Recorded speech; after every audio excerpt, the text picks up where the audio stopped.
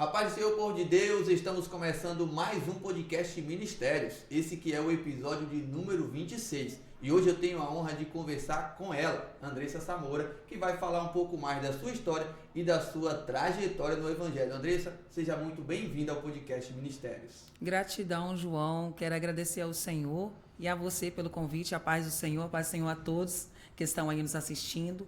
Sou a Andressa Samora, sou missionária, sou mãe, sou filha e estou aqui para compartilhar um pouco da minha história com vocês. Amém. E antes da gente começar, vamos estar orando. Você que estiver assistindo na sua casa, feche os teus olhos.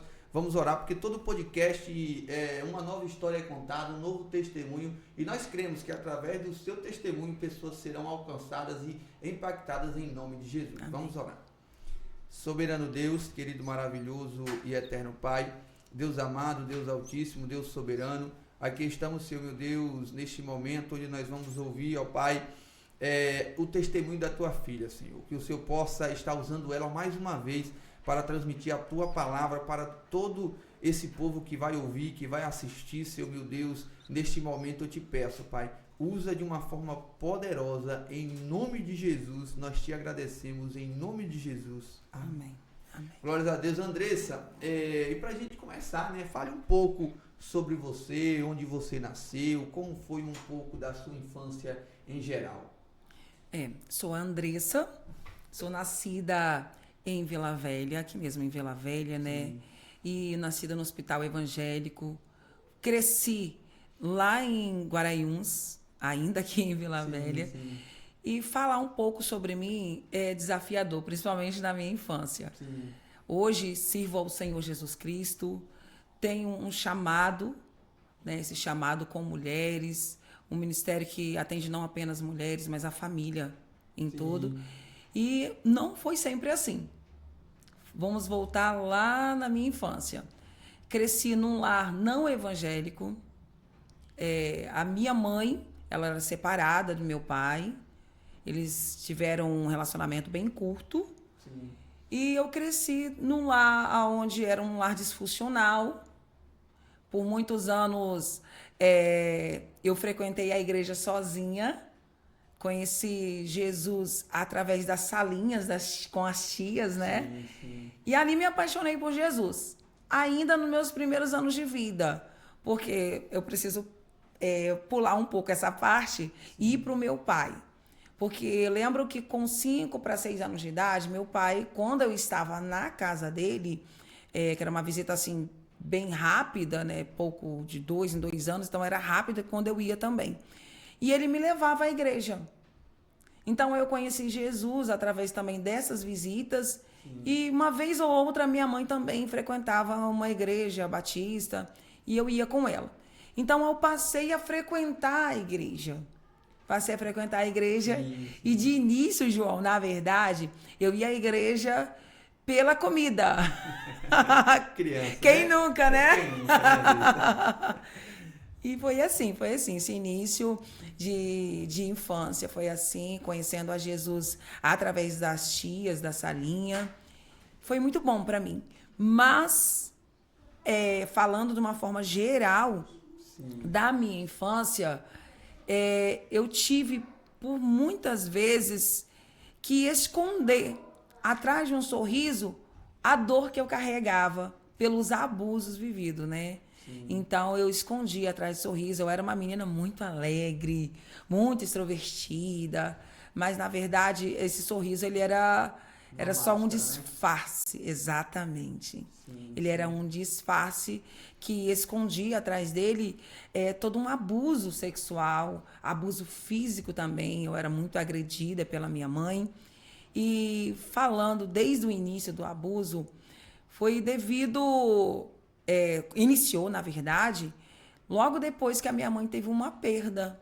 Minha mãe, ela estava ainda de resguardo. Sim. E ela teve uma perda muito significativa pra gente, que é da minha irmã. E logo depois que a minha irmã faleceu, o meu ex-padrasto, ele viu que a minha mãe ficou ali bem assim, eu costumo dizer, inválida para ele como mulher. Sim. Né? E ela passou pelo processo de depressão pós-parto. foi muitas coisas que a gente viveu com a minha mãe, né? Muitas consequências por essa perda. E ele passou a me olhar como substituta da minha mãe. Aí iniciou os abusos. Ali começou o meu verdadeiro inferno. Quantos anos? Isso com 7 para 8 anos de idade.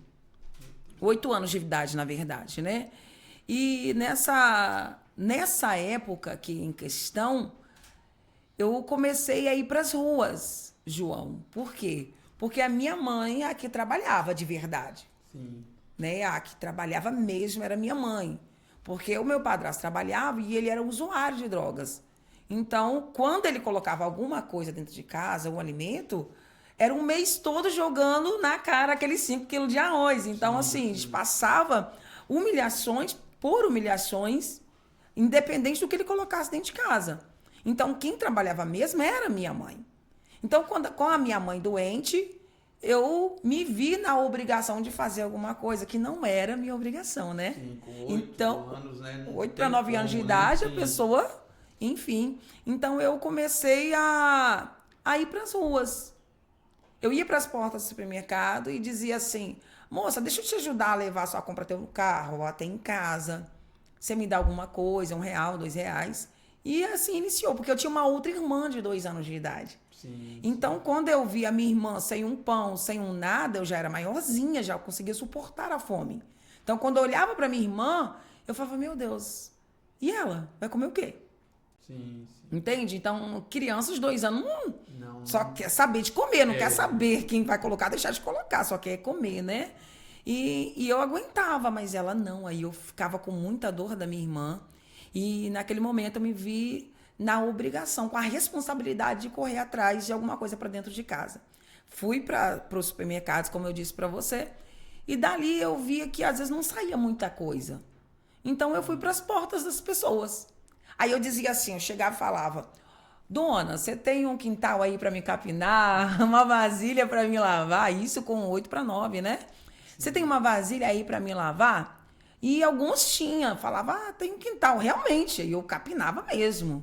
Ia lá e capinava, me dava R$5 na época, até carregar entulhos. Eu lembro que teve uma mulher, assim, muito mal-amada, sem alma, né?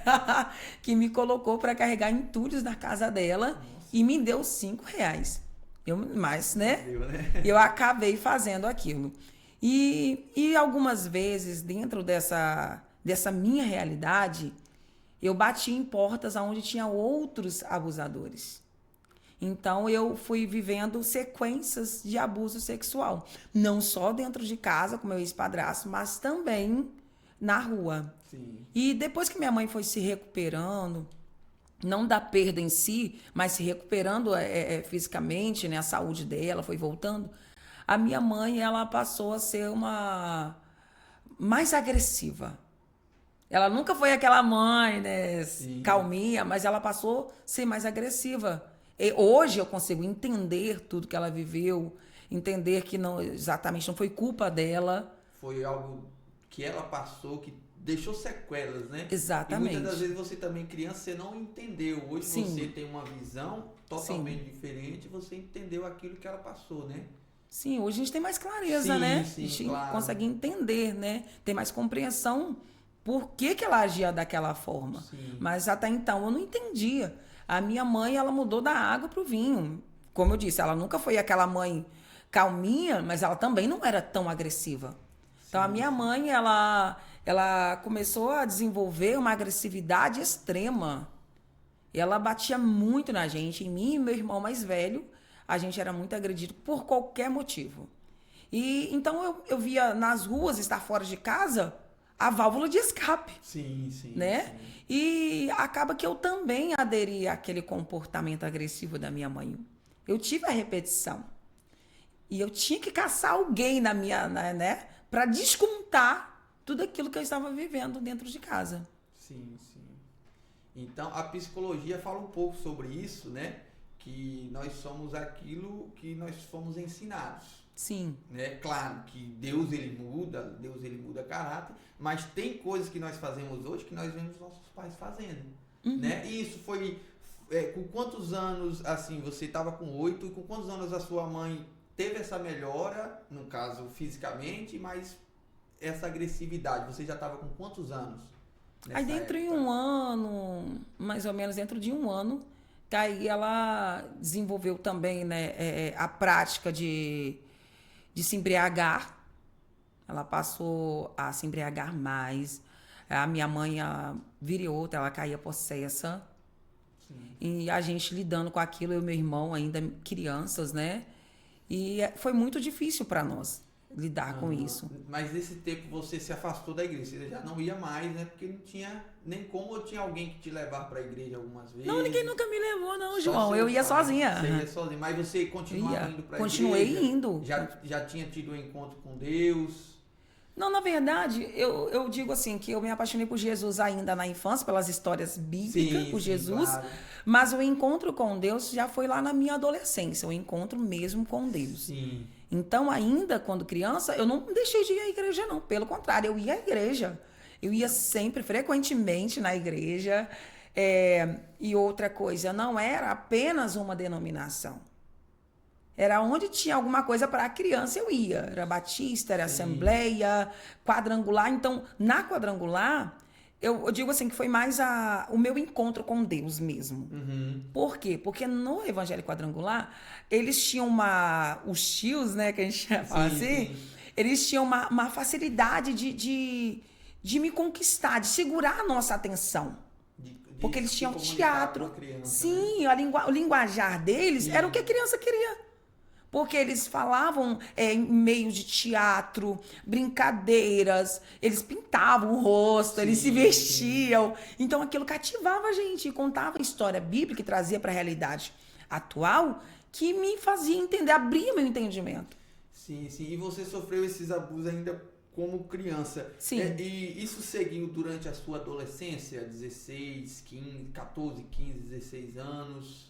Como foi esse período da adolescência? Que, pelo jeito que você falou, você não teve juventude de criança. Você não foi uma criança, como eu posso falar, convencional, né? Que brincou, teve o acolhimento dos pais, teve todo o processo, estudou. Você estudava? Estudava, né? Graças a Deus isso, né? Sim. Mas como foi o seu período da adolescência, sofrendo tudo isso que você sofreu ainda jovem? Então, falando ainda quando finalizou esses abusos dentro de casa, mais ou menos 10 anos para 11 anos de idade, essa é a primeira vez que eu falo sobre isso, tempo, né? Questão de tempo, né? Então, assim, com 11 anos eu passei a dormir com uma faca debaixo do travesseiro. Sim. Porque eu dizia, se ele vier, eu vou esfaqueá-lo. Então, ali com 11 anos de idade, já não tinha mais abuso pela parte de dentro de casa, do meu ex-padrasto, mas tinha as consequências na rua que eu vira e volta eu era abusada de alguma forma. E eu tô falando aqui de estupro mesmo. Sim. Entende? De penetração e de estupro. Por que eu tô fazendo essa questão? Porque hoje as pessoas precisam entender que realmente era esse tipo de abuso. Não era apenas passar a mão, que já é um abuso também, claro, a gente entende, mas estou dizendo que houve sim o estupro. Então, aí quando eu... Voltando rapidinho só a fase da escola, que a gente fala de escola, que me trouxe uma lembrança. Então, eu disse para você que eu repetia padrões. Sim. E a parte que mais fazia com que ativava esses gatilhos em mim, que eu repetia frequentemente, era na escola. Então, na escola, as crianças sofriam na minha mão, os professores sofriam na minha mão. Por causa foi feito da agressividade em casa, exatamente. Né, que você sofria, né? Então, assim, eu chamo a atenção para isso. Inclusive, em algumas entrevistas eu já falei sobre isso. Para quê? Para que a escola em si realmente tenha mais preparo para esse tipo de criança. Para essas crianças que sofrem e observam o comportamento para entender o que está acontecendo. Não é normal. Sim. Exatamente. Então, alguns profissionais, né, ou a maioria dos profissionais, eles fizeram reunião para me expulsar da escola. Para você ver como que eu não era fácil, né? Na verdade, era para acolher, por mais que seja difícil, né? Exato. Você falou, não é fácil, mas o correto era acolher e entender o motivo daquela agressividade. Né? Exato. Mas quem exatamente me deu esse suporte, esse acolhimento que você está falando, foi a diretora. Sim. Olha para você ver. Entende? Então, assim, quem estava comigo ali mais frequentemente, num período maior, os professores. Sim. E eu não tive esse acolhimento. Até que Deus, por misericórdia, usa a diretora para me dar esse acolhimento. Então, quem investiu em mim, quem insistiu comigo, Foi a diretora. e eu sofri essa mudança como você me perguntou, da adolescência, da pré-adolescência para adolescência, primeiro devo a ela. Sim. O esforço que ela fez comigo. Ela se esforçou, ela me doutrinou, né? Ela, ao invés de ali me repreender, de ficar ali, porque eu já tinha essa repreensão em casa. Eu já era agredida em casa. Então, eu precisava de um acolhimento. Eu precisava de alguém para me oferecer um abrigo, sabe? Uma segurança, um amor. Sim. E foi exatamente o que ela me deu. Então, quando me expulsavam da sala de aula, eu chegava na sala dela, ela não já vinha me repreendendo. Por que você fez? Não. Andressa, senta aqui. Me conta o que aconteceu. Entende? Ela queria me ouvir. E era a única que queria me ouvir. Era a única que acolhia você, né? Era a única que queria me ouvir. Porque as pessoas, quando me via fazendo alguma coisa errada, já queria que eu fosse castigada. Isso aí você já sofreu em casa. Eu já sofri em casa. No caso, iria gerar mais revolta, né? Revolta Exato. em casa e revolta na escola por ser castigado também. Exatamente. Né? Então, pra mim, foi dali que aí começou minha adolescência. Sim. Foi a partir dali que eu já tive uma melhora no meu comportamento. Porque realmente eu não era fácil, mas devido a tudo que eu havia vivido também, né? Não justificando o que eu fiz, mas era uma criança não sabendo lidar com as suas dores. Sim, exatamente o que eu vivi. E na adolescência, João, com 14 anos de idade, já tô dando uma pulada, sim, né? Pode ir. Com 14 anos de idade, eu tentei meu primeiro suicídio. Porque eu ainda convivia com meu ex-padrasto. Sim. E ele era uma pessoa cínica, dissimulada. E ele tinha umas reações, comportamentos dentro de casa que eu não conseguia engolir aquilo. Eu falava, ele não está arrependido pelo que ele fez. Sim, entende? Sim. Não demonstrava arrependimento, ainda humilhava a gente, sabe? Humilhava minha mãe, humilhava a gente. E eu falava, não, peraí, pra que viver? Eu já trazia comigo as marcas, as dores, as feridas da infância, dos abusos cometido por ele, e ainda pelos homens na rua. Sim. E fora as consequências da agressividade da minha mãe. Então, pra que viver? Então, foi a primeira vez que eu tentei suicídio. E graças a Deus que não deu certo, sim, né? Sim. Com 14 anos, eu tentei suicídio. E o Senhor me deu esse livramento, me deu essa nova oportunidade. E dentro desse meio tempo, aí eu vim para Jesus. Sim, sim. Com quantos anos você começou a sua caminhada cristã? Com 14. Com 14. Você lembra o dia exato, quem estava pregando, como foi aquele dia? Você tem uma memória ampla sobre isso? Na verdade, não foi dentro da igreja. Sim. Não, esse meu reencontro foi em casa. Não necessariamente dentro da igreja, né? Foi em casa, não tinha alguém pregando. Sim, como foi dentro de casa. E aquele louvor foi através de um louvor. Aquele louvor que diz assim, chora Israel, Babilônia não é o seu lugar.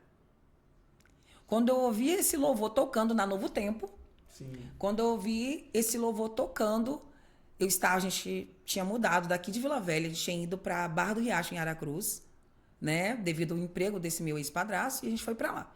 Então, quando eu ouvi tocando esse louvor, eu fiquei parada. E algo me tocou por dentro, foi foi aquele encontro com Deus mesmo. Quando eu senti aquele impacto na minha alma, falei, o que eu estou fazendo da minha vida? Por que eu estou fora do meu lugar? Chora Israel. E eu comecei a chorar. Sim. Eu chorei igual menina, igual criança.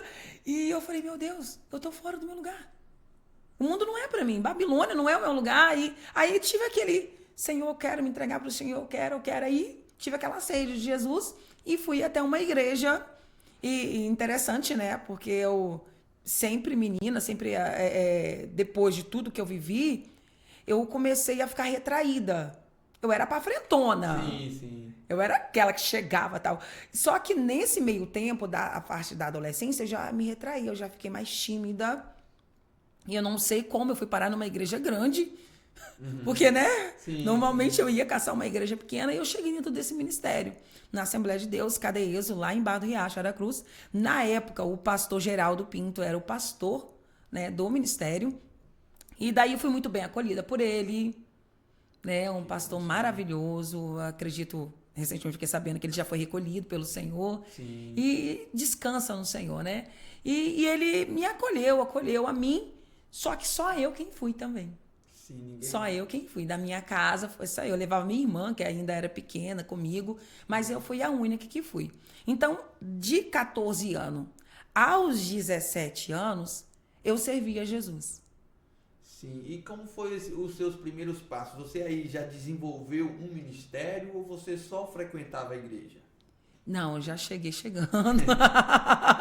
Qual era a sua função na igreja? Já cheguei querendo conhecer mais de Jesus, a Bíblia, estudava muito a Bíblia, passava assim muito tempo com as irmãs do ciclo de oração. Sim. Com as irmãs do ciclo de oração, eu não era uma jovem igual as outras, né? Eu me envolvia com os jovens, estava no meio dos jovens, cantava com os jovens, mas o meu lugar, eu sempre ia atrás das irmãs do ciclo de oração, onde que eu via mais espiritualidade. Então, aí eu comecei a desenvolver o Ministério da Palavra.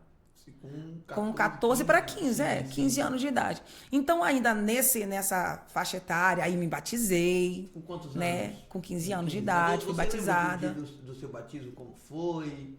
Tem alguma experiência marcante Uau, naquele dia? Tem, que eu levei um tapa na cara nesse dia. Nossa! Você fez igual Jesus? Você deu outra face? Só chorei, né? Sim. Eu levei um tapa na cara da minha mãe.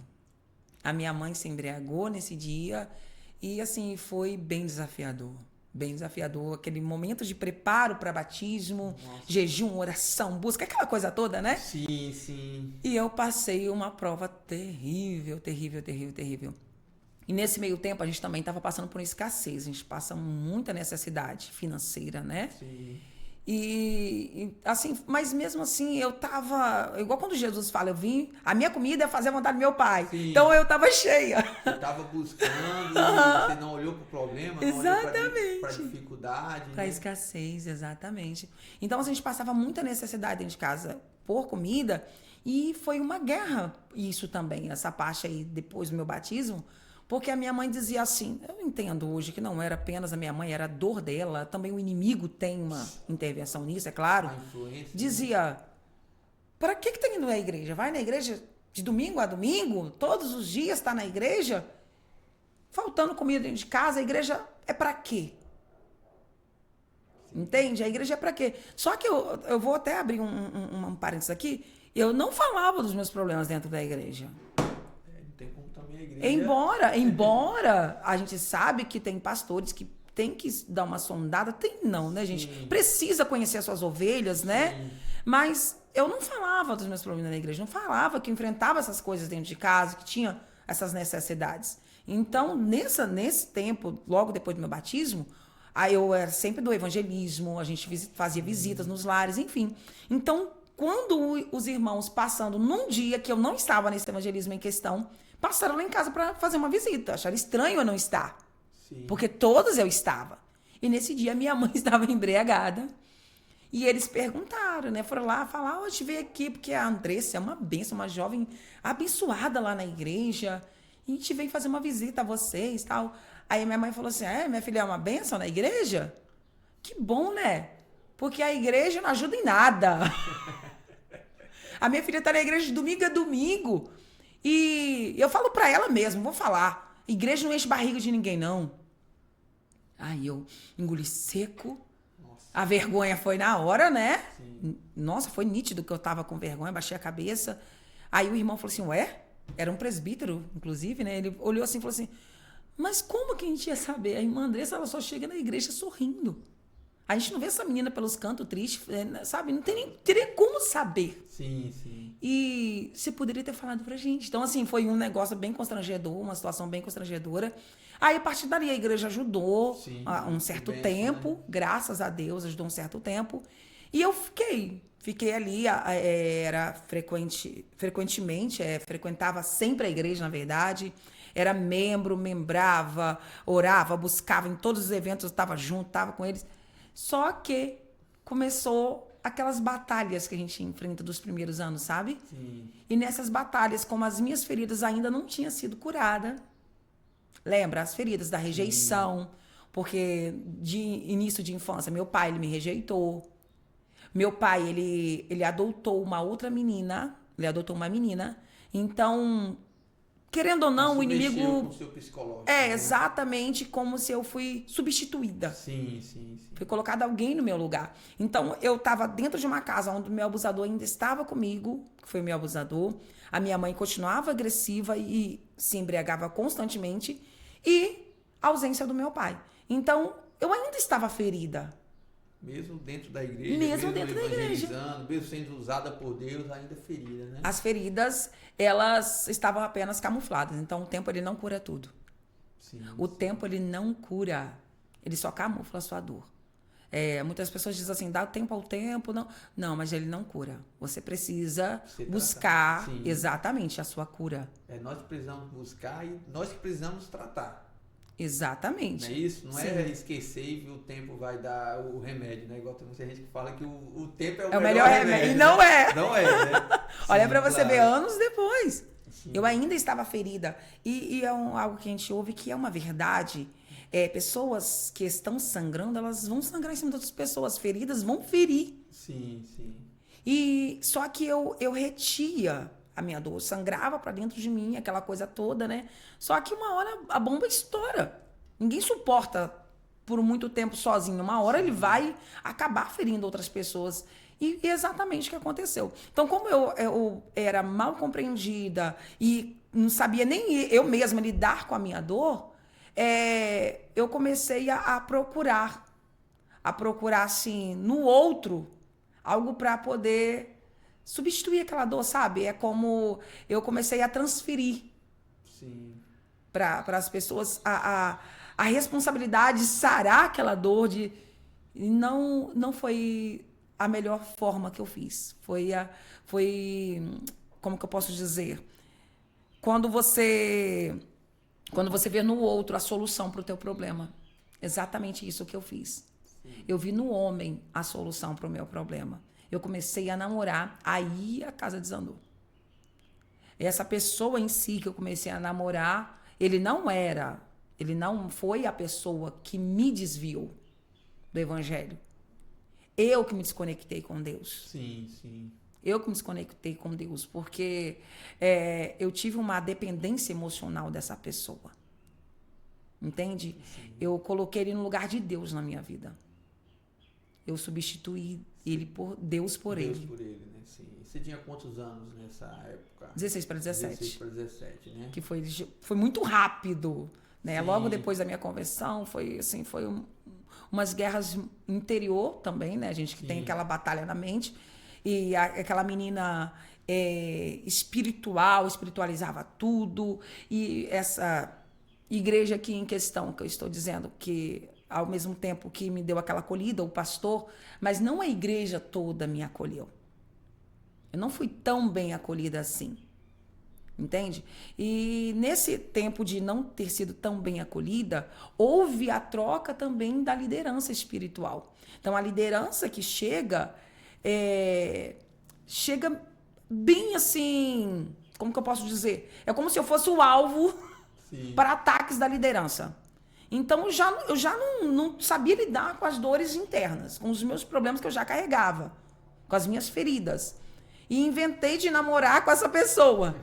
Já sofri alguns ataques dessa liderança. Tinha os problemas em casa. Eu não suportei. Teve uma hora que eu não aguentei. A peteca caiu. E quando a peteca caiu, eu saí revoltada com Deus, com a igreja, com o mundo, com tudo. Eu ia com 17 para 18 anos. Sim, sim. E nesse período, aí você aceitou Jesus, né? Saiu. Sim. E a sua volta foi quando? A Passou minha muito volta tempo? foi 8 anos depois. Nossa, muito tempo, né? 8 anos. Olha só a dimensão do tamanho que as feridas mal curadas pode fazer na vida de alguém, que você poderia não ter voltado. Poderia não ter voltado. Porque foi uma carga muito grande sobre você. Os abusos quando você era criança, a sua mãe, aí você aceitou Jesus, foi uma bênção. Na nossa cabeça, poxa, aceitei Jesus, estou fazendo evangelismo, minha vida vai mudar. Exato. Não é? Você colocou esperança, querendo ou não, o seu subconsciente colocou esperança, tipo assim, agora eu aceitei Jesus, agora expectativa é só vitória, toda ali, a expectativa né? é toda na vitória, religião. agora é só vitória. Né? Só que não. A luta acabou, a prova foi embora, agora é só vitória. Creio eu que foi isso que você pensou. Sim, Né? Você depositou a sua esperança na igreja, né? Na igreja que eu falo assim, no evangelho, de trazer uma melhoria de vida. Por quê? Não foi de consciência sua, mas você se agarrou naquilo. Isso. E você viu que, poxa, isso vai melhorar a minha vida. Né? E foi aí onde você se frustrou e saiu de novo. 8 anos, o que foi que você fez durante esses 8 anos? Uau, afastada? Aí a conversa é longa. Não. Vou dar uma resumida.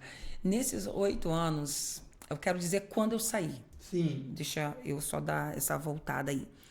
Quando eu saí bem revoltada, como eu disse. E a primeira coisa que eu quis fazer era provocar o líder espiritual. Sim. Não foi da noite pro dia que eu saí da igreja. A gente entende que a gente já tem ali um impacto dentro da gente, já tem umas confusões ali que você já tá esfriando. Sim, não é do nada. Então já não é do nada, nunca é do nada. Amanhã e já desviei. Você já estava, um exemplo, você já estava se desviando. Exatamente, já estava me desconectando já com a minha essência, com o Deus que eu sirvo. Sim. Então ali já tinha já estava desconectando com o Pai. Então, naquele afastamento, já não jejuava tanto, já não orava tanto, já não lia a Bíblia tanto. Aí eu fui indo.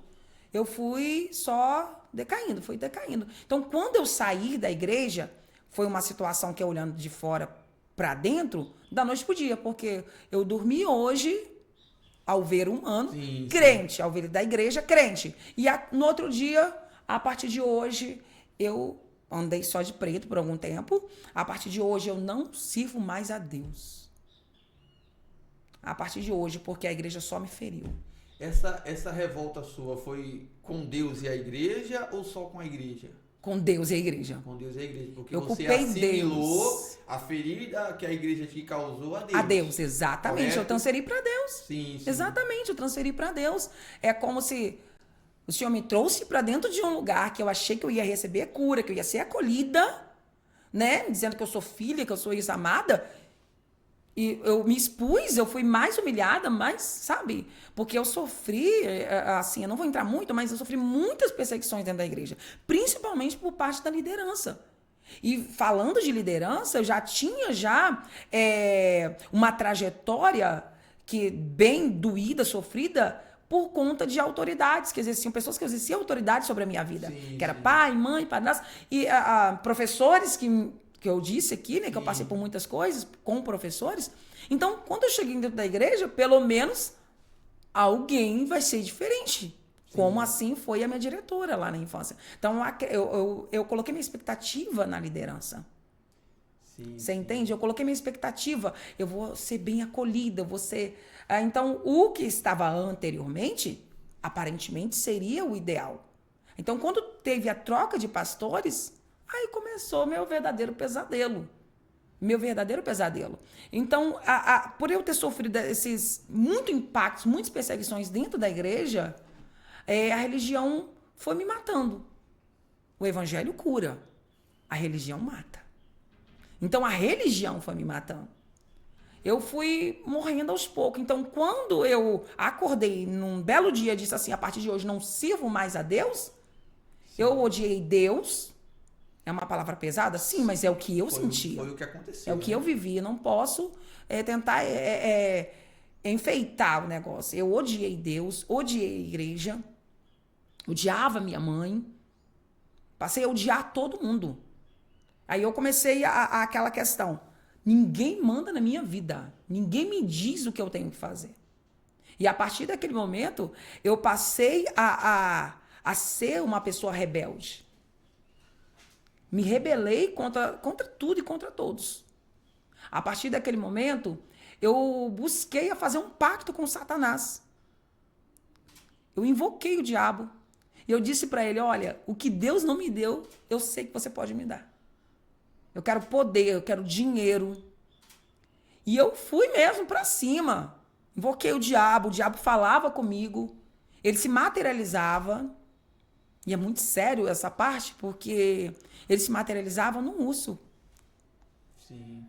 E eu conversava com o diabo, igual eu estou conversando aqui com você, assim, com naturalidade. E ali, naquele diálogo ali com Satanás, eu disse para ele que eu queria esse poder. E ele falou, você sabe o que você está me pedindo? Porque quando você estava na presença daquele lá de cima, você expulsava gente. Agora, em outras palavras, você vai ser a nossa égua, a gente vai fazer. Ele falou que ia fazer. Sim. Teria um preço a ser pago. E o preço seria com sangue. O pacto seria feito com sangue. A gente marcou a data, marcou o horário. E naquilo que eu marquei com o diabo, a data, o horário, veio uma intervenção divina, João. O Espírito Santo de Deus, ele é muito lindo. O meu irmão, que nem evangélico ele era, meu irmão Jean-Pierre, ele entra na casa, estava beirando a meia-noite, que é o horário que eu tinha marcado com o diabo, numa encruzilhada tal, em Vila Velha mesmo. E eu estava com a faca, já tinha tomado ali 1 litro de vinho sozinha, já estava com a faca, com o ursinho debaixo do braço, que era um tigre, né? E ele falando para mim, olha, meia-noite, em tal encruzilhada, eu ia fazer o pacto, né, com sangue, selar. E meu irmão chega alguns minutos antes. Ele entrou na casa e ele disse assim para mim, você vai para onde? Eu falei, como assim? Do nada. Sem saber de nada. Do nada. Para Deus não era do nada, Sim, mas para mim era do você nada. não... E eu disse assim, olha, você sai da minha frente porque tá dando o meu horário. Eu tenho uma hora marcada. Ele disse, com quem? Eu falei, é da sua conta? E ficou aquele negócio. Eu, meu irmão, querendo passo, meu irmão, não vou sair daqui enquanto você não falar para onde você vai, com quem você vai. Nunca tinha acontecido aquilo. Nunca. Até porque eu era mais velha até que esse irmão meu, né? E ele falando para mim, você não vai. Até que nesse momento, assim, que eu achei que ele não ia sair, já ia passar já com tudo por cima dele, ele levantou a mão, João. Ele levantou a mão e disse assim, capeta, em nome de Jesus, sai dela. Deus já tinha falado com ele. Você entende? Sim. Deus usa os improváveis. Sim, Deus claro. usa os improváveis. E eu tô falando de alguém que não era da igreja. E ele levantou a mão. Na hora que ele levantou a mão, ele falou, porque é no nome de Jesus que é expulsado o demônio, né? Quando ele levantou a mão, o inimigo falou assim para mim, olha, manda ele parar que tá me queimando. Quando ele disse, manda ele me parar, eu disse para ele, para! E ele continuou. Quando ele foi orando mais, que ele foi chegando perto de mim, veio com a mão para cima de mim, o inimigo disse assim para mim, manda ele parar, porque esse varão que está com uma espada pegando fogo está se aproximando de mim e está me queimando. Meu irmão colocou a mão na minha cabeça, eu caí, eu não vi mais nada. Eu acordei no outro dia com o urso do lado, a faquinha do outro, meu irmão tinha tirado, e no chão, porque nem pegou do chão não, deixou lá mesmo. E fiquei lá no chão. Fiquei lá no chão mesmo. Então, a partir daquele momento, eu não vou dizer, se já estava liberta, já foi para Jesus, não. Ainda fiquei um tempo ainda na rebeldia. Sim. Isso que eu estou falando para você é com 18 anos de idade. Aconteceu quando eu tinha 18 anos de idade. Então, ainda fui namorar com uma pessoa que era macumbeiro. Fiquei um tempo com essa pessoa, aprisionada. Essa pessoa quase foi morta por minha causa. Teve uma confusão, levou um tiro. Foram muitas situações que aconteceu nesse período ainda que eu estava afastada do evangelho. Sim. E olha só, o interessante que eu digo, que ainda assim, afastada do evangelho, Jesus, ele nunca me deixou. Sim. Ele sempre usava de um meio ou de outro para falar comigo. De meio ou de outro. Ou ele usava alguém com louvor. Ele nunca vinha assim com revelações, usando pessoas assim, não. Não. Mas ele sempre falava Ele da sempre forma me dava dele, um né? toque. Jesus não tem uma fórmula mágica de falar. Ele sempre fala de várias Sempre fala formas e da forma exatamente. que você necessita ouvir. E que eu vou entender. Sim, E que eu vou também. entender. Então, ele me trazia o entendimento. Então, eu sentia a falta de casa. Casa que eu digo a igreja. Né? Eu sentia a falta de casa, sentia a falta de Jesus. Só que o meu orgulho era muito grande para me voltar. O meu orgulho era muito grande. E ainda na infância, para me falar sobre essa parte agora, ainda na infância, quando eu era abusada pelos homens fora de casa, tinha uma troca. Eu passei a me permitir ser abusada, se eles me dessem o dinheiro, uma cesta básica, alguma coisa, que eu voltasse para casa com alguma coisa. E então eu passei, já me prostituí ainda na minha infância. Então agora, depois desse afastamento de Jesus de verdade, eu conheci, através de um conhecido, de um colega, uma casa de prostíbulo. E eu passei a me prostituir, literalmente, né? A trabalhar com isso, com a prostituição. E quando eu estou dentro dessa casa, ainda agora já jovem, saindo da adolescência, na parte da juventude, quando eu estou dentro dessa casa, João, eu troquei de roupa, cheguei num belo dia que eu tinha um trabalho pela prefeitura de Cariacica, na época acho que era R$400 o salário. Sim. E quando eu chego dentro desse trabalho, minha mãe estava doente, minha mãe estava doente, e o inimigo colocou na minha mente que eu precisava ajudar a minha mãe, porque o meu trabalho não dava conta, porque agora meu padrasto já estava separado da minha mãe, era eu que mantinha a casa, lidando com um irmão esquizofrênico, né, que também não podia trabalhar, uma irmã ainda de menor, e eu tinha que manter a casa. Uma filha, então mãe solo, e eu tinha que manter a casa. Então, como eu tinha que manter a casa, quem vai cuidar agora da saúde da minha mãe? Sim. Como hoje tem um pouco mais de facilidade pelo SUS em relação a exames, enfim, difícil, né? Era mais difícil. Então, eu vi essa oportunidade. Foi exatamente assim, a gente estava fazendo um trabalho e um colega, ele abriu a carteira dele para pegar um dinheiro e eu falei, meu filho, que esse monte de dinheiro é isso daí?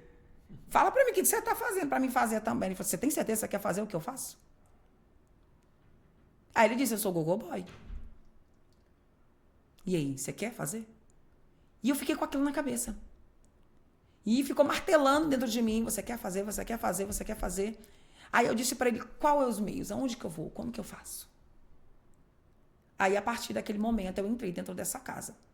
Então, quando eu estou dentro dessa casa, acreditando eu que seria para ajudar a minha mãe, né? Porque a gente vai pelo engano. Sim. O inimigo e continua se quiser, né? Sim. Então, eu fui. E quando eu cheguei, a primeira coisa que eu encontrei foi mulheres com anos nessa vida. E uma delas, eu lembro que ela disse assim para mim, menina, vai embora. Isso aqui não é vida para você. Você já foi evangélica, não já? Eu disse assim, sim, lá na minha adolescência e tal.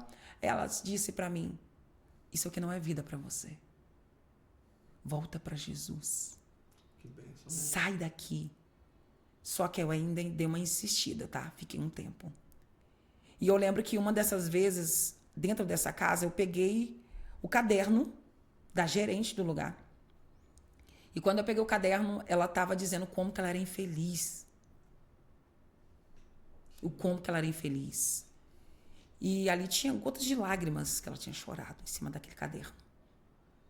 E eu senti desejo de orar por aquela mulher. Quando eu senti aquele desejo, eu comecei a orar. Eu falei, quem sou eu para orar? Você mesmo se questionou, né? Eu falei assim, meu Deus, eu que estou precisando que orem por mim, estou eu querendo orar por fulana. Como assim, meu Deus?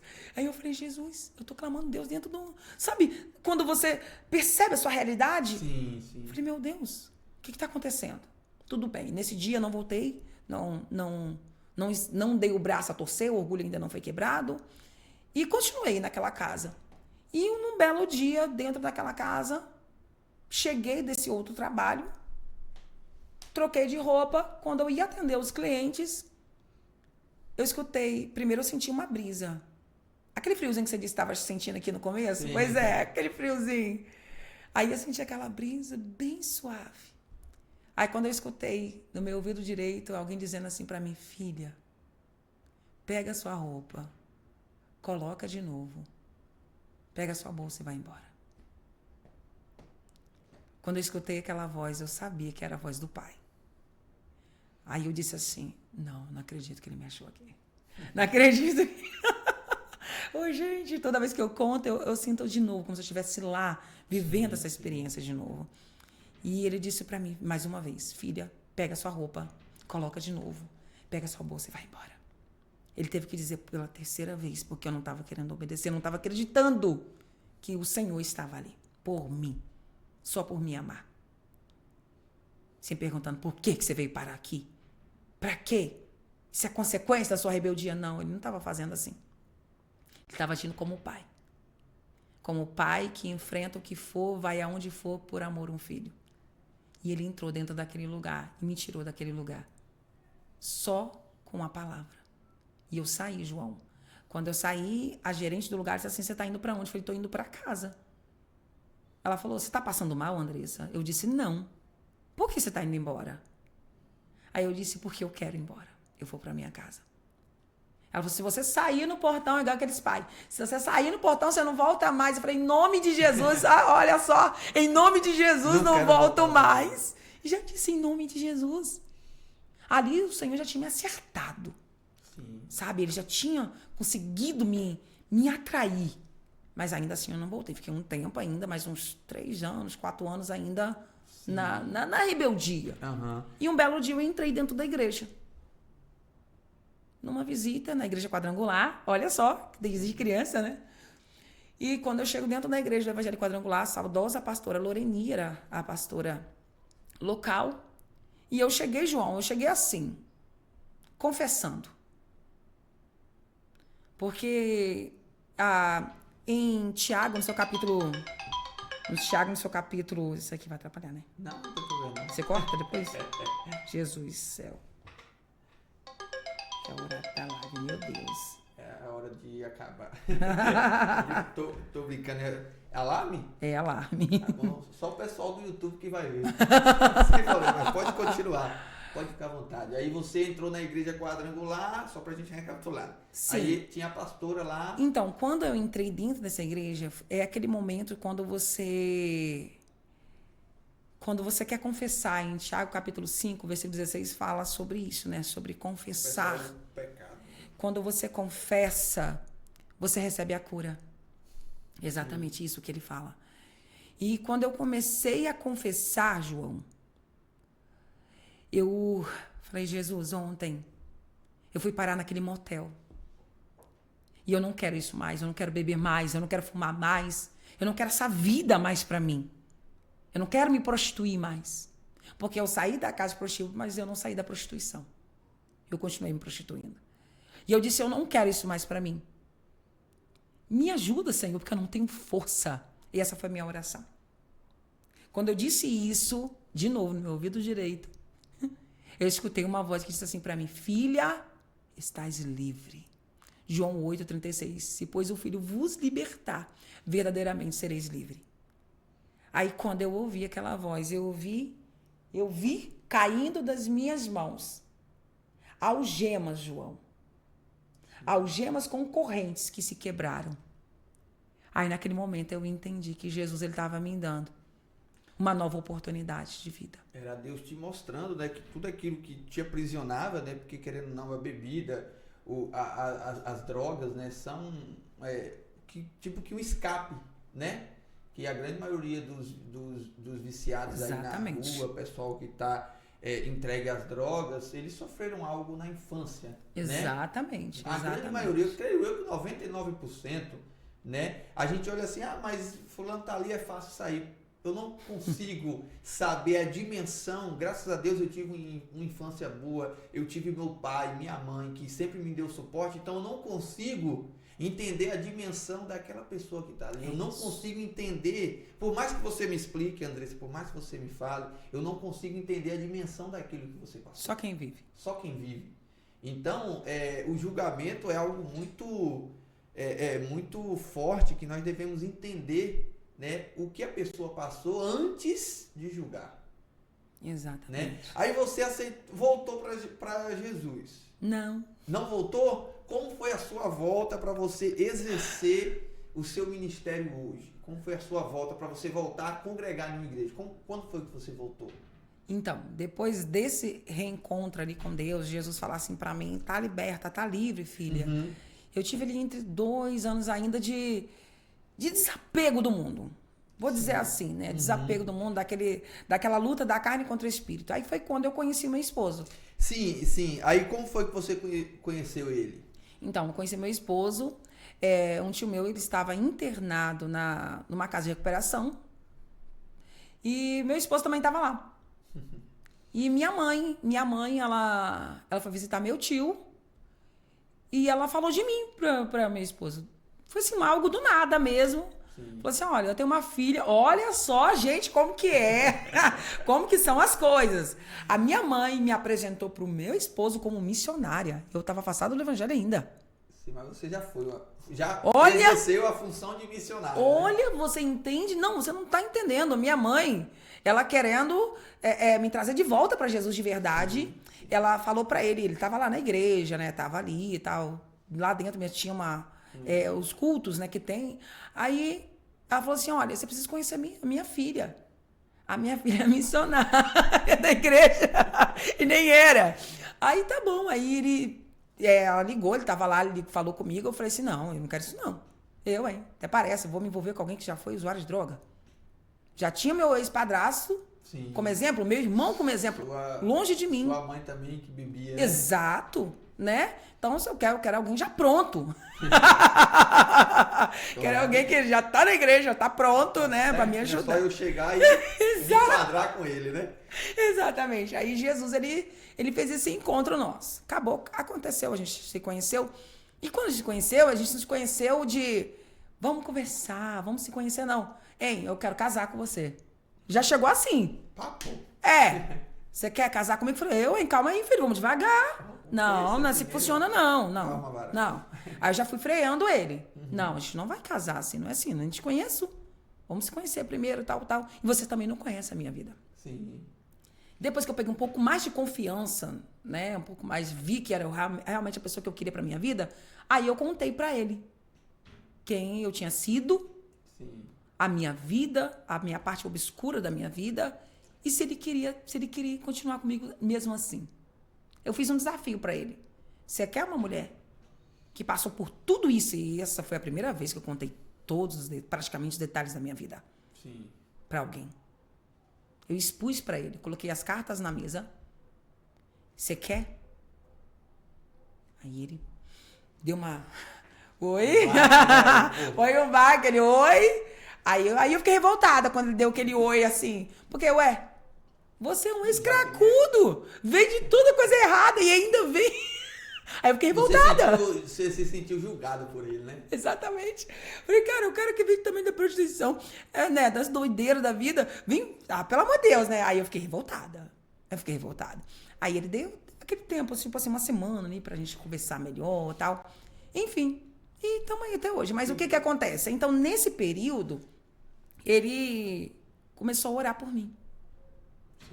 Ele fez ali uma semana de jejum e oração pela minha vida para me largar o cigarro. Bebida eu já tinha deixado. Sim. Aí eu deixei o cigarro. Começou a me acompanhar na igreja. Aí ele já saiu de lá, né? Já foi para um trabalho, já saiu, já não tá mais na casa de recuperação. Aí a gente começou junto na igreja. Sim. Junto, a caminhada junto. Aí ele teve a queda. Na queda dele, nas drogas, aí eu esfriei de novo.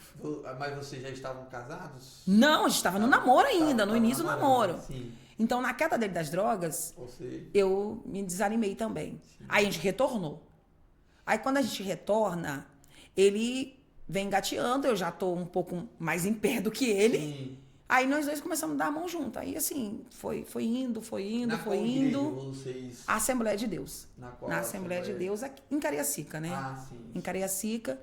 E quando a gente começa ali na verdade, a gente começou na Formosa. Depois que a gente foi para a Assembleia. Primeiro a gente começou na Formosa, a gente começou a caminhar junto, casamos na Formosa, né, Pastor Max. E ali, quando a gente casou, aí, claro, a gente já firmou mais, aí tava com uma filha, aí tem minha outra filha, né? E dali a gente foi para a Assembleia. A gente veio para a Assembleia e hoje a gente está ainda na Assembleia, graças a Deus por isso. Você me chegou a fazer uma pergunta agora. A sua mãe, igual você falou, antes dela sofrer a perca, ela nunca foi uma mãezona, né, muito afetiva, muito amorosa. E depois que ela sofreu a perca, piorou, né? Isso daí, na sua primeira filha, que você não tinha tanto entendimento, né? Isso daí refletiu na criação da sua filha de uma forma negativa? Ou você quebrou essa barreira e pensou, poxa, eu não tive uma boa mãe, mas eu quero ser uma boa mãe para minha filha. Como foi isso? Nossa, refletiu em muito. Nosso Deus, João. Refletiu muito. A minha filha, ela recebeu todo aquele impacto. A primogênita, né? Sim. Ela recebeu todo o impacto. Eu era extremamente nervosa. Acelerada. Até hoje trabalho acelerada, tá, gente? Sim. Mas de uma forma melhor, né? O acelerado ainda trabalho muito nele. Né? A gente está tentando reduzir aí, ficar no equilíbrio. Né? Mas então a minha filha, ela pegou essa pior parte minha pior versão. A minha primogênita. Que era a versão acelerada, descontrolada, irritada. Eu tinha uma irritabilidade muito grande. Pouca né? Coisa. Sim. Você tirou o copo do lugar que já era motivo de eu ficar nervosa, entende? Então, então, assim, a minha filha não era espancada como eu fui espancada. Sim. Mas palavras machucam tanto também. Quanto... Entende? Então, assim, a minha filha, ela sofreu sim. Eu retratei a minha mãe. Sim. Em certa forma. Só que eu jurava que você não que nunca seria jeito. Igual a minha mãe. Nunca seria igual a minha mãe. Sim. Mas, assim, ela teve essa consequência. Inclusive, hoje ela vai para 20 anos de idade. Mês que vem ela completa 20 anos de idade. E ela fala sobre isso. Ela fala, como que eu melhorei como mãe? Que benção, né? Como que os meus outros filhos pegaram a melhor parte? 4 filhos. 4, ela e mais 3. Mais 3, exatamente. Sim. E como foi esse momento de mudança com os seus filhos? Você conseguiu perceber que você era uma mãe totalmente diferente ou foi algo natural? Ô, João, na verdade, a gente sempre sabe que a gente está errando. Sim. No fundo, a gente só não quer admitir. Mas a gente sabe que a gente está cometendo os mesmos...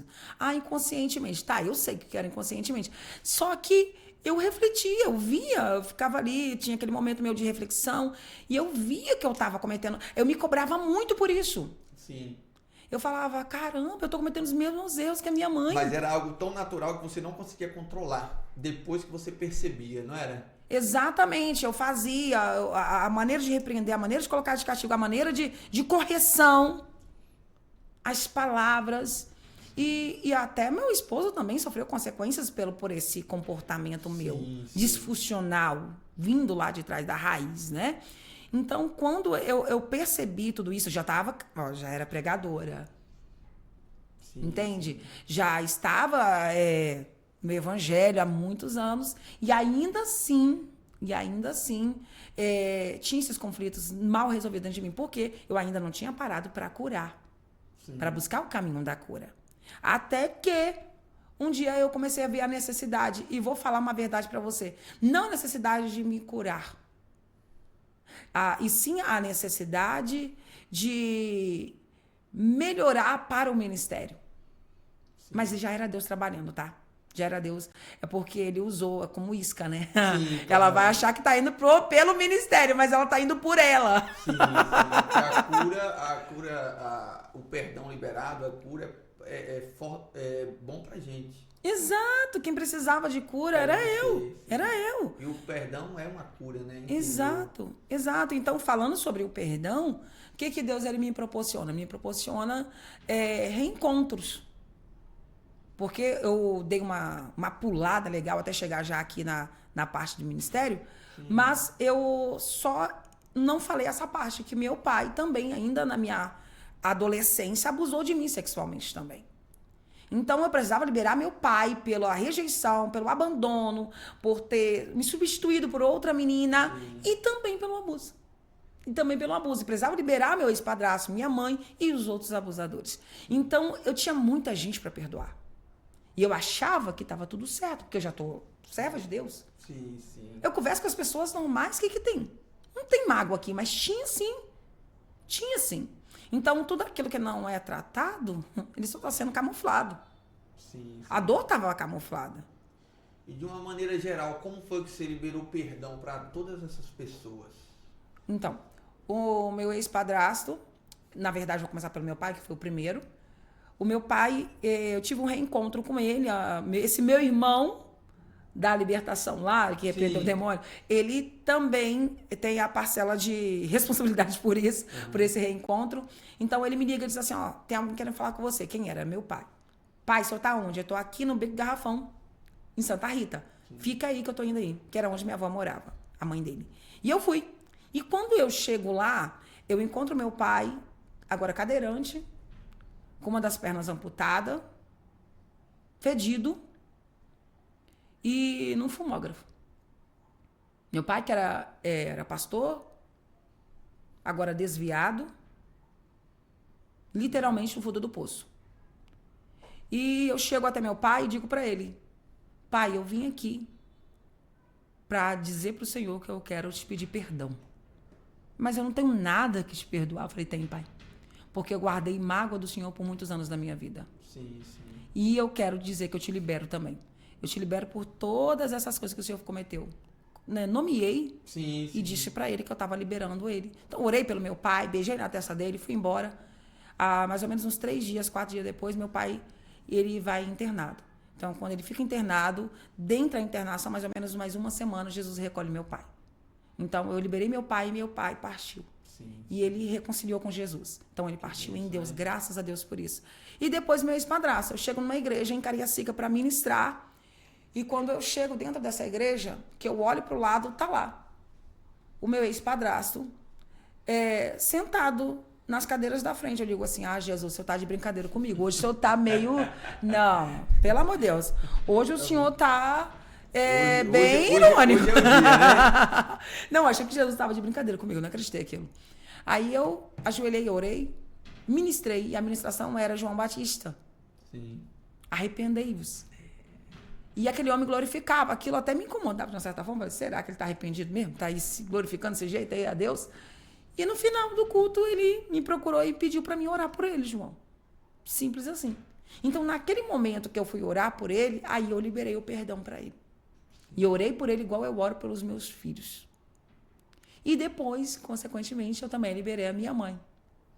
As outras pessoas, a gente libera, eu não tenho contato com essas outras pessoas, então, mas eu liberei porque eu entendi que enquanto eu não libero perdão, eu estou presa. Espiritualmente e emocionalmente. Então, o perdão, ele não só te liberta, ele te dá vida, ele te cura, ele te restaura. E foi exatamente os temas que eu tenho levado, é o tema principal do meu ministério, o perdão. Nós estamos tendo um estudo na nossa igreja que é o crente maduro, o crente maduro, né? O amadurecimento do crente. E um dos amadurecimentos, um crente maduro, uma das características, né, melhor falando, de um crente maduro, Andressa, é um crente que perdoa. Aí eu levantei uma questão lá na igreja, né, que eu perguntei pro pessoal, o que eles acham mais difícil? Eu queria saber a sua opinião. O que você acha mais difícil? Pedir perdão, né?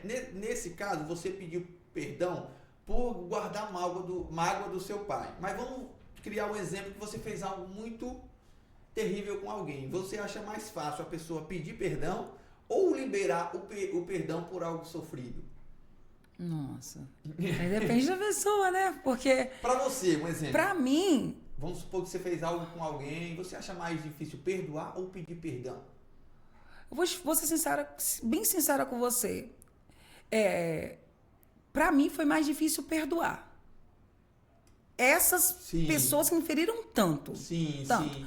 Só que depois que você vai tendo essa maturidade, né? Na verdade, eu acho que não é só maturidade, é mais intimidade com o pai. Porque Sim, a gente precisa sim. ser mais parecido possível com Deus, né? Sim, sim. E a gente perdoa não porque a gente é bonzinho, não. A gente perdoa porque a gente quer ser parecido com Deus. Sim. Porque Jesus veio e nos perdoou. Sim. E por nos perdoar, morreu no nosso lugar. Então, só porque Jesus morreu, a gente alcançou o perdão. Então, a gente perdoa porque a gente também foi perdoado. Sim. Então, quando eu libero perdão para alguém hoje, eu consigo dizer que eu libero com mais facilidade. E perdoo a pessoa com mais facilidade e peço perdão com mais facilidade. Sim, Você entende? sim. Por essa questão. E, na verdade, o perdão ele precisa ser completo, ele precisa ser inteiro. Sim, sim, sim. Não é olhar, mas com aquele olhar de... Nossa, você me fez aquilo, sabe? Nós, no estudo tinha lá, não que você esqueça. Exatamente. Porque ninguém é alienado. Deus tirou da minha mente. Amnésia, não. Isso. Porém, um exemplo, já não te causa mais dor. Exato. Quando nós vemos o perdão de José, os seus irmãos, claro que ele lembrou. Ele lembra de tudo que ele sofreu por causa dos irmãos. Ele foi preso. Ele foi chicoteado, provavelmente, né, José? Ele foi preso de novo. Então, ele lembra de tudo que ele sofreu. Exatamente. Ele passou fome, provavelmente. Um escravo, naquela época, era muito um escravo é muito maltratado. Então, ele lembra de tudo, porém, ele perdoou. O que é o perdão? É aquilo que você sofreu já não te gera mais revolta, já não te gera mais tristeza, mas você lembra. Sim. Então, você acha que perdoar é mais desafiador do que pedir perdão? Exatamente. E falando de José, no capítulo 45 de Gênesis, fala desse reencontro. Sim. E da liberação dele com os irmãos. Só que aí vem lá Jacó, com 130 anos, reencontra com seu filho, fica ali até mais 17 anos, convivendo com José, seus irmãos, sua família, enfim. Sim. Então, nesses 17 anos, José está no convívio com seus irmãos. Só que no capítulo 50, você tá vendo eles desesperados, porque o pai morreu. Sim. 17 anos depois, e dizendo agora José, ele vai se vingar. Sendo que já estava no convívio, ou seja, já tinha sido liberado o perdão. Esquecido, porém, os irmãos de José, pensando ele, ainda tinha aquela desconfiança. Exato. Eu acho que José só não matou a gente por causa do nosso pai. Agora, Então quem que não se perdoou ali? Eles mesmos não se perdoaram. Não se perdoaram. José tinha liberado o perdão. O perdão era verdadeiro. Você entende? Sim. Então, às vezes, a outra pessoa até perdoa a gente. Mas a gente mesmo, esse é o pior, esse é o mais difícil de liberar.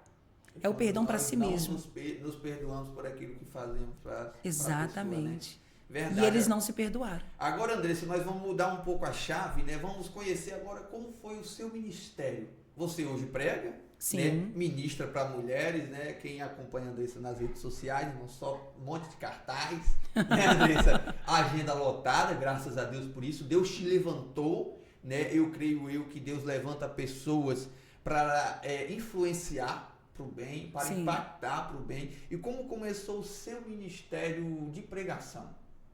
Então, como eu disse para você, começou lá ainda na adolescência. Sim. Ministério de pregação. A gente deu aquela, vamos dizer assim, aquela desconectada. Sim. Então, quando eu volto, aí Jesus, ele já... Bora que você já tá. Sim, já tá pronta, né? Não pronta. Mas que eu digo assim, que você já teve umas intervenções suas aí. Sim. Que te deu uma atrapalhada. Então, bora mais agora com mais seriedade, com mais busca. E nasceu esse ministério de ministrar a palavra do Senhor, que já existia, na verdade, Sim, né? só Só foi renasceu. E o Senhor, ele começou a me trazer para os púlpitos. Primeiro, claro, da igreja local.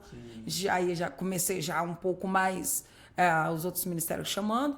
E daqui um pouco, Jesus, ele me confiou esse ministério que as mulheres empoderadas não são. Sim. Porque esse empoderamento não é nosso, vem do alto.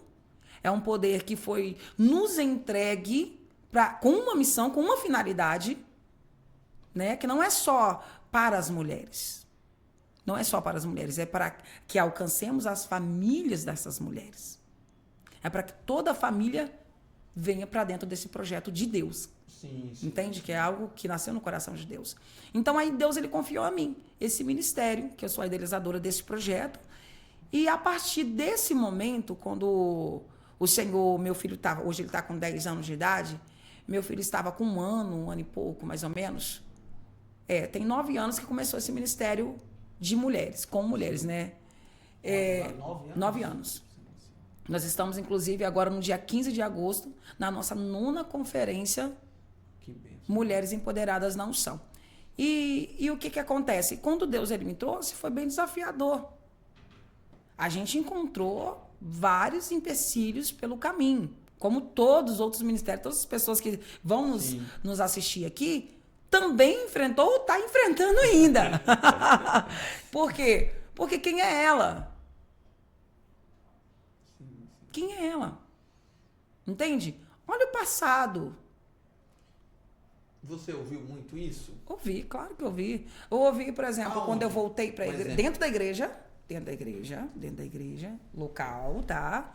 E também ouvi de parentes, pessoas que estavam no evangelho, porque, não sei se eu falei isso, mas eu acho que não, eu fui a primeira a ir para a igreja da parte da minha mãe. Sim, você falou que você ia sozinha no início. Então, né? Da parte da minha mãe, que eu digo assim, da parentela mesmo. Ah, sim. No geral. Irmão, tio, primo. Hoje não, hoje tem pastores, hoje tem preletores da palavra do Senhor, né? Tem missionárias, mas eu fui a primeira, fui a pioneira da parte da minha mãe. E o que acontece? Então, quando eu fui para a igreja, voltei para Jesus, a primeira coisa que eu vi foi fogo de palha. Não dou nem 3 meses. Para sair de novo. E essas coisas sempre chegam a gente, né, João? Sempre, né? Essas coisas negativas... Você já ouviu, não? Notícia ruim corre rápido. Essas coisas negativas sempre chegam até a gente. E aquilo batia e doía mesmo. Porque eu sabia que eu não estava indo para a igreja para me esconder, como muitos dizem, atrás de Bíblia. Aprontou, agora está na igreja. Mas como assim? Como assim? Que bom que está na igreja. Que ainda dá uma esperança para aquela vida. Claro. Aprontou, meu irmão, mas agora se arrependeu. Que bom que foi para Jesus. Essa deveria ser a visão de quem está lá dentro, João. Sim. Não é ficar desconfiando se a pessoa está indo para se esconder, para disfarçar os seus erros, não. Sabe? É orar para aquela pessoa que entrou, mesmo que entrou talvez para disfarçar ou para esconder, que ela tenha um reencontro com o Senhor de verdade. Que ela seja liberta, que ela seja transformada, como eu sofri essa metamorfose, essa transformação no Senhor. Sim, que bênção. Então, para falar sobre isso, eu preciso ter essa propriedade, né? Para falar sobre isso. Então, hoje, eu exerço esse ministério com seriedade, com verdade. Nem todo dia você está bem. Você precisa ter autenticidade. As mulheres que me acompanham, nós temos uma live segunda, quarta e sexta ao meio-dia pelo Meet. E as mulheres que nos acompanham, de vez em quando também lá no Instagram, elas sabem de verdade quem eu sou. Ou procuro transmitir de verdade para elas, para que elas se sintam não só à vontade, mas para que elas sejam elas mesmas também. Sim. Você entendeu? Então, a gente viveu por muitos anos aprisionados dentro de uma religião que você não podia ser você. Você tinha que mascarar o que você estava sentindo. A síndrome da tsunamita. Vai tudo bem, coisa nenhuma. Se eu não tô bem, eu não tô bem. Não vou ficar fingindo cara de paisagem, não.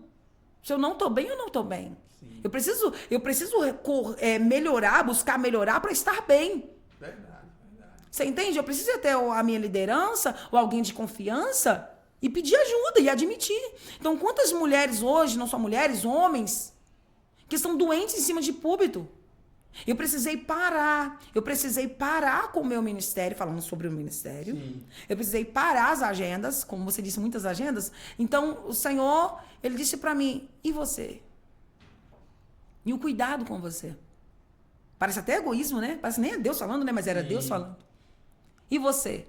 Você precisa estar inteira para exercer o seu ministério. E o seu maior ministério começa dentro da sua casa. Você não está sendo a mãe que seus filhos precisam. Você não está sendo a pessoa que a Andressa precisa. Você não está sendo a esposa que o Tiago precisa. Você entende? Então, isso, tá? eu precisava primeiro voltar para mim, João. E eu ainda estou nessa volta, né? Estou nesse reencontro. Porque assim, Andressa, é muito interessante o que você falou, porque muitas pessoas pensam que fazer a obra de Deus é sair pregando desordenadamente. Não é. Calma aí. Fazer a obra de Deus é você cuidar da sua casa, é você servir a Deus acima de todas as coisas, cuidar da sua casa, a sua casa inclui você, é você fazer a obra de Deus, é você pregar. Mas não é você sair desordenadamente, igual... Eu não posso, um exemplo, eu virei pregador itinerante, agora eu vou virar pregador itinerante, largo minha mulher aqui em Vila Velha, um dia eu tô em São Paulo, outro dia eu tô no Rio, outro dia eu tô em Vitória, outro dia eu tô aqui, outro dia eu tô ali, e a minha casa perecendo. Opa, isso pode ser tudo, menos evangelho. Isso pode ser tudo, menos o chamado de Deus. Exatamente. Deus não me chama para abandonar minha casa e viver para obra. Deus não me chama isso. Deus me chama para quê? Eu junto com a minha casa, igual você, eu falei, gente, brincando, tá? Que a Andressa tem muitas agendas, amém. Mas você tem que também cuidar da sua casa. Exatamente. Se Deus preparou você para muitas agendas, amém. Você vai cumprir. Mas você tem que também cuidar da sua casa. Sim, sim, né? sim. É muito interessante. É muito importante isso para o pessoal entender, porque tem gente que está buscando agendas de forma desordenadamente, sem ordem, e está largando a casa. Exatamente. E o que adianta eu ganhar fama, ganhar tudo e perder a minha casa? Não adianta nada. Então, é muito importante isso que você trouxe. E eu vou trazer você outra vez aqui, nós vamos entrevistar a Andressa, não eu vou entrevistar, para a gente falar especificamente do seu projeto de mulheres. Tá? Hoje nós não conseguimos abordar ele por inteiro. Sim, verdade. Né? Mas eu vou trazer ela, sabe onde? No Reino em Ação, pastor Paulo Roberto, que trabalha, qual o nome mesmo? Mulheres... Empoderadas na Unção. Mulheres Empoderadas na Unção.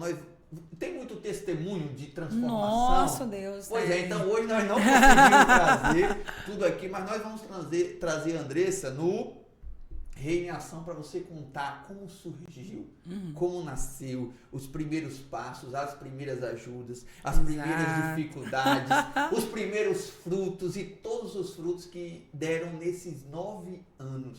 Porque 9 anos tem muita história.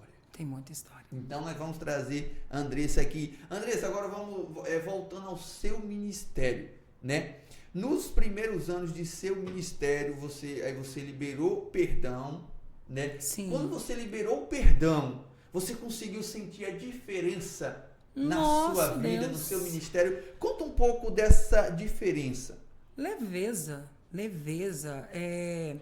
Sabe o que é o fluir? É como se tivesse águas paradas, e água parada ela apodrece, né, João?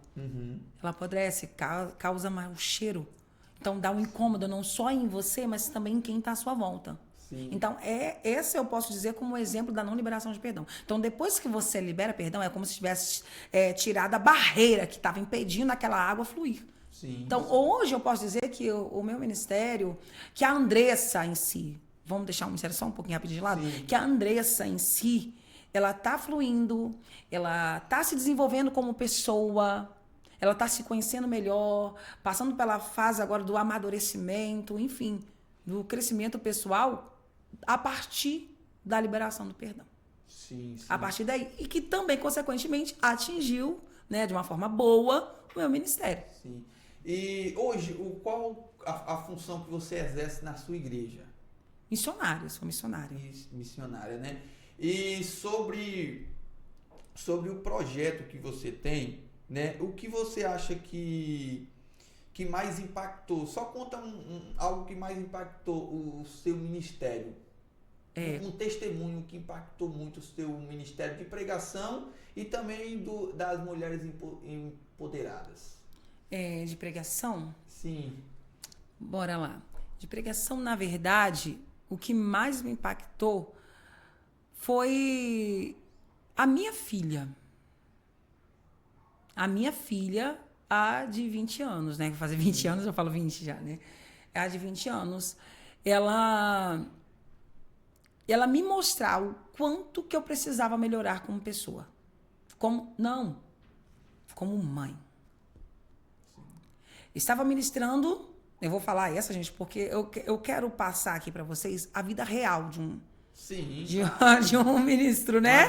A vida real. Que não né? Então eu quero pegar essa parte negativa e depois a gente traz uma parte positiva, pode ser? Pode. Então, olha só, negativo que eu digo assim, né? Por quê? O que acontece? Eu estava ministrando sobre a ausência e a decadência de Davi quanto o pai. Sim. Então, ele errou, pecou feio como pai, ao meu ver. Um grande rei, um ungido, né? Mas, como pai, uma decadência. E então eu tô lá ministrando. João, pensa aquela ministração que você sai do púlpito, parece que você tá voando, você tá flutuando, meu Deus! A igreja entendeu o que você queria, né? O que você queria passar. Exatamente, você sai do púlpito assim, meu Deus! Uau! Foi a pregação. Quando eu cheguei dentro do carro, e que eu entro dentro do carro, a minha filha vira pra mim e fala assim, mãe, hoje você pregou pra você. Foi um balde de água fria, João. Cadê aquela pessoa que tava voando? Já tá lá embaixo, já com a cara no pó. Falei, meu Deus, o que foi isso? Aquilo trouxe um impacto pra minha vida. A fala da minha filha. Sim, sim. Quando ela disse pra mim, acho que foi com 11 anos de idade, pra 12, que eu estava ministrando pra mim mesma. Então, assim, foi a partir dali que eu comecei a buscar. Eu preciso de ir para esse lugar onde eu encontro essa cura. Aí eu conheci o programa de cura interior. Sim. E a partir do programa de cura, a partir do cursos de cura também, eu comecei a me reconectar com a minha essência, eu comecei a trabalhar, sim, sabe? Essas disfunções de caráter nosso, sabe? A trabalhar a Andressa. Eu precisava de encontrar a Andressa de novo. Isso é muito importante que você falou, porque você pregava, você já estava pregando. Olha só o quão importante E foi a época dessas muitas agendas, tá? Sim, isso. Então, o quão importante é, porque tem muitas das vezes, tem pessoas, não estou aqui julgando, tá, gente? Tem muitas pessoas que talvez estão pregando, estão falando de Deus, talvez estão desconectadas de Deus. Exatamente. Entendeu? Porque quando você pregar, todo mundo que tem uma boa oratória, um conhecimento, ele consegue pregar exatamente bem. Mas o que ele precisa, além da pregação, é se conectar com Deus. João, como eu me conecto com Deus? Conhecendo quem você é. Quando você não cuida da sua casa, você está se desconectando com Deus. Exato. Quando você não cuida da sua vida, você está se desconectando com Deus. Conectar com Deus não é só você orar, não é só você jejuar, não. Isso. Toda a sua vida tem que ser uma conexão com Deus. A sua casa tem que ser uma conexão com Deus. O seu ministério, uma conexão com Deus. O seu cuidado com você mesmo também é uma conexão com Deus. Sim. E foi isso que você entendeu a partir do momento que a sua filha falou com você, né? E você só vou fazer uma troca, sim, que você colocou aí o seu cuidado consigo mesmo. Eu vou colocar ele no topo, depois de Deus. Sim. Entende? Porque primeiro, depois de Deus, sou eu. Claro. Deus, depois a minha família e depois as outras pessoas. Sim, sim, entende? E depois meu ministério. Então, primeiro Deus, depois eu. Sim. Então, eu fiz uma inversão de valores aí. Eu coloquei ministério, Deus, família, depois eu por último. Eu fiz uma inversão de valores. Muitos falhos. Fiz, né? Muitos falhos. Então, quando, dentro do programa de cura, eu tive esse reencontro comigo mesma, né? Estou nesse processo de restauração, de reconstrução, né? Que todo ser humano precisa passar por esse processo, né? Quem não está passando, não se preocupa não, vai chegar o seu tempo.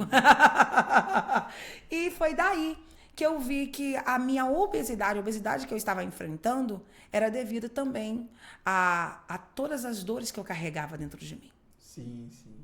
Então, eu eliminei 45 quilos. Eu vi isso, sabe? Foi no TikTok que você postou, né? Sim. Foi a primeira vez que eu conheci você, assim, que eu tive contato com você em rede social, foi no TikTok. Exatamente. Então, passei pelo processo da bariátrica. Sim. Então, mas antes de passar pelo processo da bariátrica, eu já estava dentro desse ambiente de cura, do bálsamo da cura, sim, tá? Na Monte Sião Vix, né, em Serra. E foi quando eu tive esse reencontro comigo mesma. Jesus, ele estava querendo me reconectar com a minha essência. Sim, sim. Então, a partir dali, eu tive um desenvolvimento melhor. Eu tendo uma compreensão melhor. Hoje, eu posso olhar para mim com ternura, sim, com piedade, com misericórdia.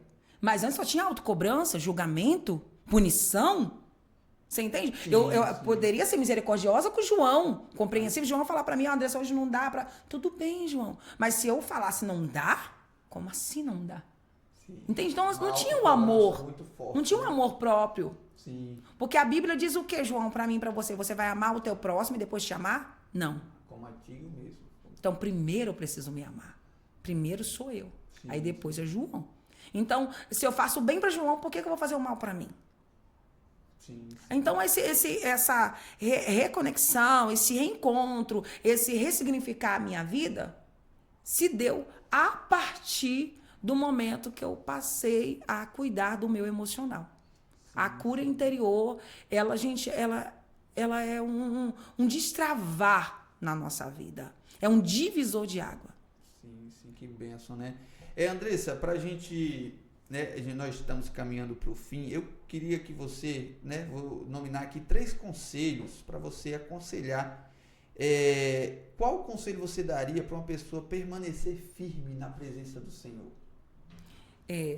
Falando sobre o conselho, eu só quero fazer aqui uma correção, porque você falou sobre 2 partes. Eu falei da negativa e vou falar da positiva. Eu que pulei, pode ir lá. Deixa eu falar da positiva. A positiva foi a seguinte, eu quero falar só essa, que foi a mais recente. Sim. Em 2023, na nossa conferência, teve uma pessoa que ela estava afastada do evangelho, e eu disse assim para minha equipe, eu disse para elas: gente, eu quero que vocês trazem mulheres que estão afastadas do evangelho. Sim. Eu quero pessoas que estão com problema no casamento, que eles passaram por abuso sexual, como eu passei. Bora, gente, bora atrás dessas pessoas. Sim. E comecei. Cura, né? E começamos aquele trabalho, buscando essas mulheres e tal. Chegou uma que ela estava afastada do evangelho. Eu não conhecia ela. Estava afastada do evangelho. E, enfim, participou da conferência. Aí, dias depois, no outro dia, né, quando a gente postou as questões da conferência, e ela começou já testemunhando. Como eu fui bem servida nesse ministério. Como eu me senti acolhida, é como se o próprio Deus estivesse me acolhendo. E aquilo surgiu um impacto tão grande em nós, como viu toda a equipe, que eu falei: meu Deus, gente, eu quero essa mulher pra mim. Eu quero essa mulher junto com a gente, sabe? Nas próximas caminhadas. Aí ela começou, aí participando das nossas lives, estava sempre junto com a gente e tal, enfim. Hoje, ela faz parte da nossa equipe. Ela faz parte da nossa equipe. E ela disse assim pra mim, quando ela veio fazer parte da equipe, ela disse assim, foi convidada, né? Ela disse assim pra mim: olha, então agora eu quero servir, porque eu fui muito bem servida. Olha o impacto do evangelho. Voltou para Jesus. Né? Claro que eu pulei essa parte, né? Então, voltou para Jesus, casou. Que bênção, né? Olha que coisa linda, João, que Deus faz. Casou, voltou para Jesus. Não só ela, mas tanto o marido dela também é um homem de abraçar aquela causa. Sim. Então, os dois, a família, né, filho. Então, assim, Deus, ele fez um trabalhar, foi o que eu disse para você, a gente não quer só a mulher, a gente quer a família, a gente quer, sabe? Sim.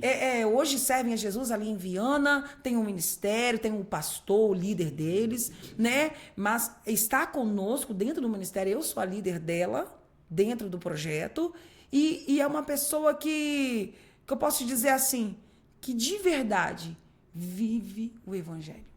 Então, para mim, uma das maiores experiências, uma das que mais impactou recentemente foi essa. Você conseguiu ver a transformação, não só dela, né? Também da família dela, né? Exato. Que bênção, e né? quando você olha para conferências, a pergunta é: e o depois? Eu passei a me perguntar isso, perguntar para Deus: e depois? O que vai ser dessas mulheres? Porque tem aquele momento de impacto, né? Deus fala, mas tem que ter uma constância e alguém para auxiliar. E é esse trabalhar depois que nós estamos agora, através das lives, através de visitas nos lares. Sim. Então, o depois é esse. É nos bastidores, né? Sim, e respondendo a pergunta, você pode só dar uma... Sim. Eu que pulei, né? Eu esqueci dos dois testemunhos. Como permanecer firme em um mundo cheio de distrações? Primeiro, focando em Jesus.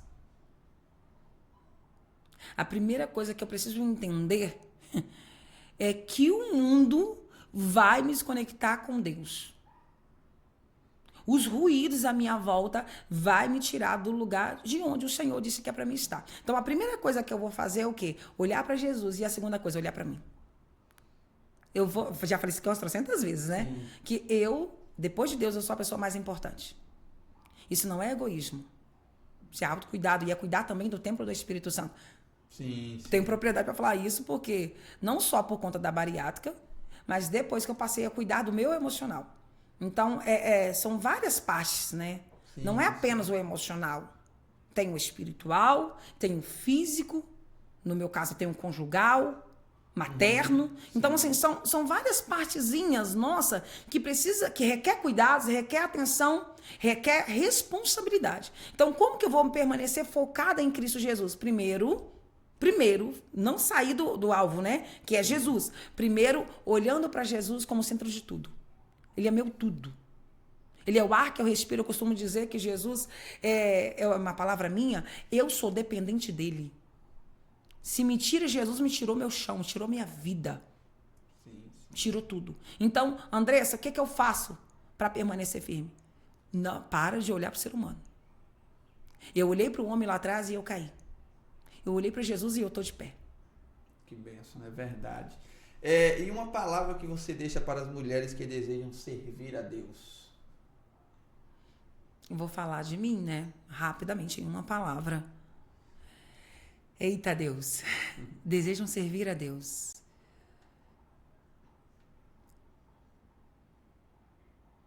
Se despir de você mesma. Porque para servir a Deus eu preciso negar a mim mesma.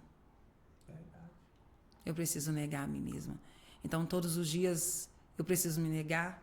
Hoje mesmo eu me neguei para estar aqui, né? Eu me neguei para estar aqui. Então assim, é isso. Se despir de você. Amém. Gente, agora nós vamos começar o bate-pronto do podcast Ministério. Vou fazer a vinheta ao vivo. Estamos começando o bate-pronto do podcast Ministérios 26 com ela, Andressa Samora. Andressa, uma palavra que define a sua vida. Fé. Uma palavra que define o seu ministério. Resiliência. Um personagem bíblico que te inspira. José. Um versículo favorito. Posso todas as coisas naquele que me fortalece. Um livro, além da Bíblia, que você leu. Que eu mais gosto, gente. Calma aí. As 5 linguagens do amor. Um louvor que marcou sua história. Chora Israel. Eu pensei nisso. Um pregador que te inspira. Inspira. Ou pregadora, né, no caso. Ai, são tantos. Calma. Só uma. Camila Barros. Um sonho que ainda deseja realizar, seja no ministério, na família. Um sonho que são tantos, né? Calma, deixa eu pegar um mais. Escolheu o favorito. Ai, meu Deus do céu. Ganhar o Brasil para Jesus. Casamento em uma palavra. União. Família em uma palavra. Amor. Ministério em uma palavra. Força. Jesus em uma palavra. Tudo. Tudo. Finalizamos o bate-pronto, finalizamos o podcast Ministérios. Andressa, muito obrigado. Tá? Que Deus possa abençoar a sua vida. Que Deus possa usar você cada dia mais, né? Nas lives, nas ministrações. Né? Porque se Deus te levantou é para você ser um canal de bênção na vida de mulheres, e nesses 9 anos, né, que você tem esse projeto das mulheres, Deus te usou e vai continuar te usando, vai mandar pessoas para te ajudar, tá bom? Muito obrigado. Suas últimas palavras no podcast Ministérios, e pode finalizar orando. Eu quero agradecer, né? Eu que sou grata por essa oportunidade que o céu nos concedeu, João. Que Deus te abençoe tua casa.